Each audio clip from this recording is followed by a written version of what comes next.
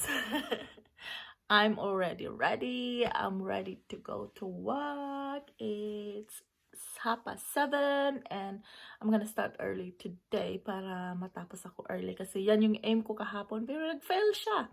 Kaya let's do it today. Pakita ko sa inyo yung aking outfit. Yan yung pa-outfit ko today, guys, for work. So skirt siya, tapos turtleneck siya na top.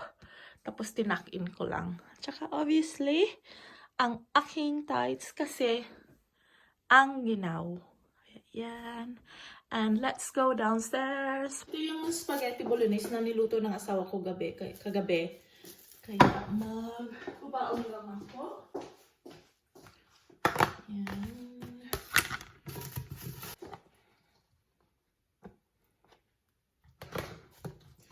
Konti lang babaon ko. Kasi ayokong kumain ng marami sa lunch. Kasi kakain na naman ako mamaya ng dinner. Yan lang. Oopsie.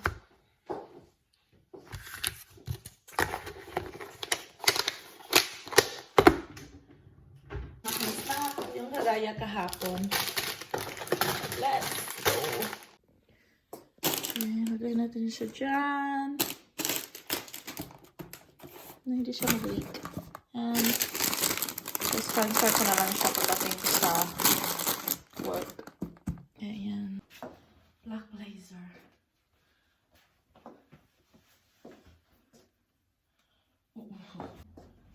Oh. Daming pa-outfit, no? Daming scarf. Hindi ko siya ginaganyan ko lang siya.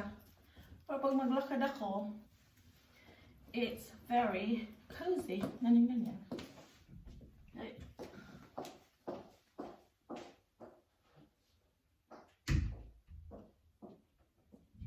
And the lights off. Okay guys, let's go. And I am ready to go.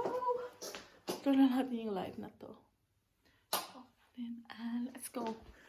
Si Molly at saka yung asawa ko went for a walk sa morning. Kaya yan. It's still a bit dark pero okay lang naman. Let's go to work. Walk. Ang quiet sa morning, di ba? Yeah. Gusto ko naglalakad ako ng ganitong time kasi napaka-quiet niya talaga.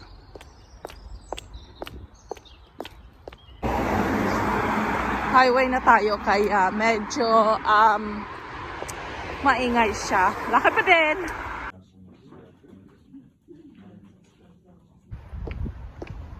Hi guys! Oh, dilim. Kakatapos ko lang work. Siguro it's 6:30 in the evening. Nag-overtime ako. Kasi busy, ang daming gagawin. Kaya overtime tayo pag may time. Walking back home again. Kauwi na ako, guys. Oh, hello! Diba ito yung lunch ko kanina. Kaya lang, hindi ko siya nakain kasi nag-treat sa akin yung manager ko ng lunch. Kaya ito na lang ang aking hapunan. Lagyan ko siya ng cheese. Guys, handa ko lang itong hapunan ko. Kasi ako ay nagugutom. Ito yung cheese. At lalagay ko siya sa aking dinner. Ang laki naman ito, oy. Gusto ko yung maraming cheese. Kasi napaka-tasty niya. Tapos, ilagay ko siya sa microwave. Yan. Pakita ko sa inyo pag natapos na ako. Ito yung fruit na cute. Na parang cheese ko.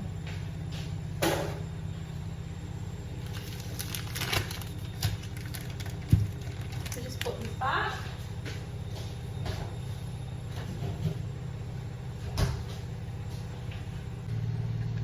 Ito guys, so.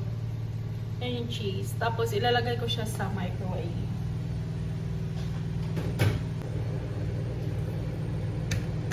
Ito na naman tayo sa ating laundry. Ano na naman akong hugasin? Walang katapusang hugasin. Ay naku. Ay naku, Molly. Ay naku.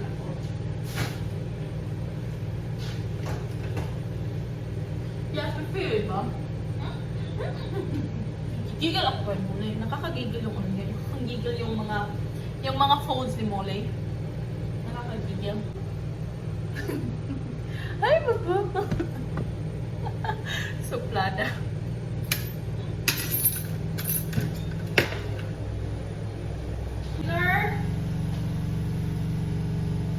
Tila mo yung cheese. Nagme-melt. Nalagay ko siya ng konting chile. To make it a bit more spicy. Yan. You see?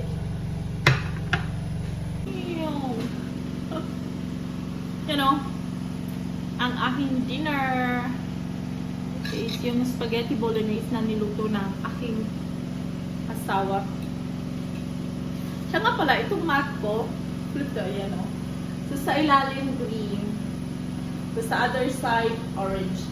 So, kung ano yung fancy na color ko, na gusto ko, yun yung nilalagay ko. Yan. Kain tayo, guys. Naririnig niyo ba yung yung washing machine ko? Sorry. So, parang tayong nasa aeroplano. Helicopter pala.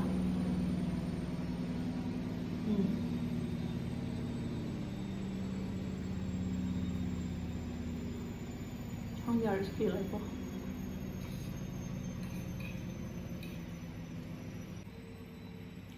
Napaka-busy sa work. Kaya, daming gawin. Pero may overtime siya. May bayad kami overtime. Ang sarap ng ang sarap ng spaghetti bolognese sa the next day. Ayun.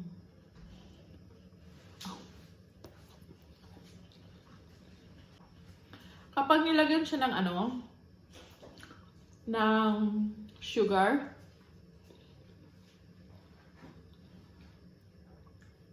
ito yung spaghetti sa atin. Hindi lang siya matamis. Ito kinakain ko, kaya hindi gaya sa atin. Kapag lagyan mo ng sugar or something na matamis, parang sa atin.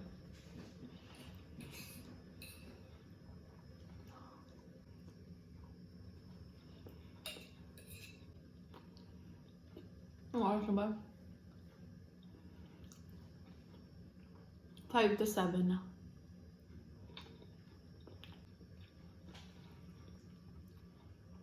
Siguro naka 5 cups ako na black coffee today.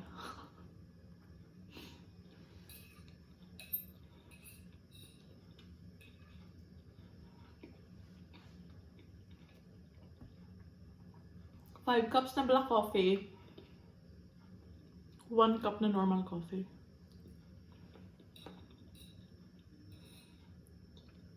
Kaya pala napaka-hyper ko kanina.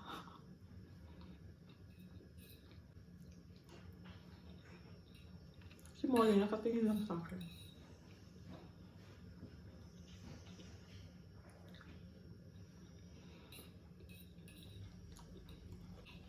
Yan yung dinner ko, guys. Yun lang. Tapos, iinom lang ako ng tubig or soft drink. Yun lang yung ko. Yun yung dinner ko. Update na pala sa aking British citizen. So, nag-apply na kami. Tapos, naka-schedule na kami na pupunta sa Birmingham na naman ata para mag-process sa visa. Daming mga kailangan. Kaya, it's very exciting, you know. Kaya lang ang mahal, guys. Ang mahal. Sobrang mahal. Pero, at least dito last na to sa visa ko. Tapos, pag makuha ko na yon, mag-process na naman ako magpa-dual. Yeah, yan yung update sa aking visa. Kaya,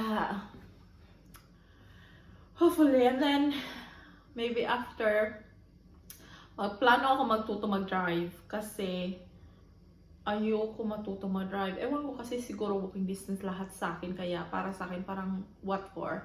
Pero gusto ko lang makalearn mag-drive. At least, diba, alam ko paano mag-drive. Just in case, kung hindi makadrive yung asawa ko, hindi makapag-drive ako. But we'll see. Yan yung aking view sa aking bath. So, I'm just gonna imagine na nasa ocean ako. Tapos, yan yung mga shells. Bugjong. I don't really know what is that called. That one, I don't know. It's just a coral. And the bath is running. I love bath. Like, I prefer shower, but when the weather is cold, I love having a bath. I love it.